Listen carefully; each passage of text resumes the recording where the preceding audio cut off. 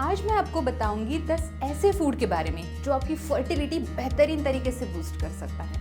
Ayurveda fertility को in depth समझता है। आयुर्वेदा कहता है 3 बेसिक बायोलॉजिकल एनर्जीज यानी कि वाता, पित्ता और कफा अगर आपके रिप्रोडक्टिव सिस्टम पे बैलेंस्ड है तो आपकी फर्टिलिटी बेहतरीन हो सकती है। इन 3 बायोलॉजिकल एनर्जीज में से भी सबसे ज्यादा इंपॉर्टेंस दिया गया है पित्ता एनर्जी को, क्योंकि ये पित्ता एनर्जी आपके रिप्रोडक्टिव सिस्टम लेवल पे हॉर्मोन्स को कंट्रोल करने का काम बहुत ही बेहतरीन तरीके से करती है। फर्टिलिटी के हिसाब से जो इम्पोर्टेंट फैक्टर्स होते हैं जैसे कि ओव्यूलेशन टाइम पे होना, एंडोमेट्रियम बेहतरीन तरीके से डेवलप होना या फिर एंडोमेट्रियम लेवल पे इन्फ्लेमेशन का ना होना, ऐसी बहुत सारी इंपॉर्टेंट चीजें जो है वो पित्ता एनर्जी रिप्रोडक्टिव सिस्टम लेवल पे कंट्रोल करती है। अब कुछ ऐसे फूड बताए गए हैं जो आपके रिप्रोडक्टिव सिस्टम लेवल पे पित्ता को बैलेंस्ड रखने का काम बहुत ही अच्छी तरीके से करते हैं। सबसे पहला है पपाया।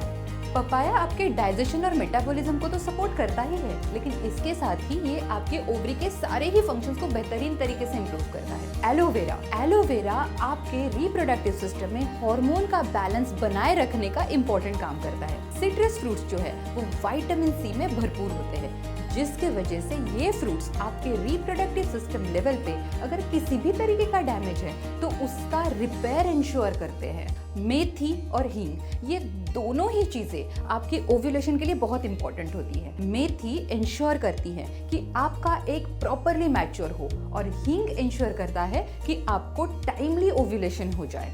अगला फूड है जीरा। जीरा आपके यूट्रस के अंदर का जो लाइनिंग है उसकी क्वालिटी अच्छी बनाए रखने का बहुत ही इंपॉर्टेंट काम करता है। इम्प्लांटेशन के लिए ये एंडोमेट्रियम अच्छी होना बहुत ही ज़रूरी होता है। जीरा एंडोमेट्रियम लेवल पे इन्फ्लेमेशन को भी प्रोटेक्ट करता है, जिसके वजह से हेल्दी इम्प्लांटेशन पॉसिबल होता है। नाचनी या फिर आप जिसे रागी के नाम से भी जानते हैं, नाचनी में ऐसे सारे माइक्रो न्यूट्रिएंट्स होते हैं जो आपके फर्टिलिटी के लिए बहुत इंपॉर्टेंट है। नाचनी का एक बेहतरीन बेनिफिट ये भी है कि नाचनी एंडोमेट्रियम यानी कि यूट्रस के अंदर की जो लाइनिंग है उससे बहुत न्यूट्रिशियस बनाती है, जिसके वजह से जो एम्ब्रियो वहाँ पे इम्प्लांट होने वाला है उसको इनिशियल डेज में बेहतरीन तरीके का न्यूट्रिशन मिलता रहता है। फर्टिलिटी के लिए इम्पॉर्टेंट है कि आपके रिप्रोडक्टिव सिस्टम को ओवरऑल बेहतरीन तरीके का न्यूट्रिशन मिले, जिसके लिए आपकी डाइट में मूंग दाल होना बहुत ज़रूरी है।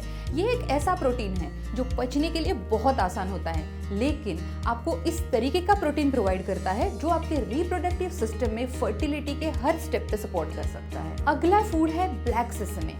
तिल को ओवरऑल आयुर्वेदा में बहुत ज़्यादा इंपॉर्टेंस दिया गया है। खास करके विमेन रिप्रोडक्टिव सिस्टम की जब बात आती है तो तिल इसके लिए बहुत ही न्यूट्रिशियस होता है। खास करके काला तिल यानी तिल की ये जो ब्लैक वैरायटी होती है इसमें कुछ ऐसे न्यूट्रिशंस होते हैं जो आपके रिप्रोडक्टिव सिस्टम पे हार्मोन्स को तो बैलेंस रखते ही है, लेकिन egg maturation, ovulation, endometrium development ऐसी हर स्टेप पे मदद करते हैं। अगला फूड है जैगरी। जैगरी में कुछ ऐसे प्रॉपर्टीज होते हैं कि वो आपके रिप्रोडक्टिव सिस्टम लेवल पे पित्ता को बेहतरीन तरीके से बैलेंस करता है, लेकिन याद रखें जैगरी आपको मॉडरेशन में ही लेना है और ये जैगरी जो है वो ऑर्गेनिक यानी कि काला गुड़ होना बहुत ज़रूरी है। ये सारे फूड आपकी फर्टिलिटी को बहुत ही अच्छी तरीके से इम्प्रूव कर देते हैं। इसके साथ ही अगर आप पुत्रंजीवक, शिवलिंगी, अशोका जैसे हर्ब्स भी अगर लेते हो तो ये आपको नेचुरली कंसीव करने के लिए बहुत ही बेनिफिशियल होते हैं।